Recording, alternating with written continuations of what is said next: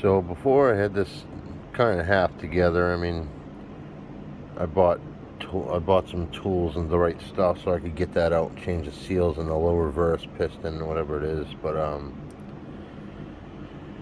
so I pulled all the clutches and stuff back out, and then a piece of metal fell out, and apparently something dried out a little bit from it sitting, and I got to see another problem. I started searching where that little piece of metal come from. It was one of these pieces. Come to find out, it's this bearing between the that and the planetary. It went right on there. So, I guess I took a day off for nothing now, because had I found this the first time, I'd have it right now. Obviously, I'm not going to put it back together, but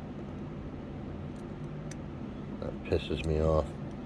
At least I was changing the bushings now. I got the kit, and I was trying to do it right.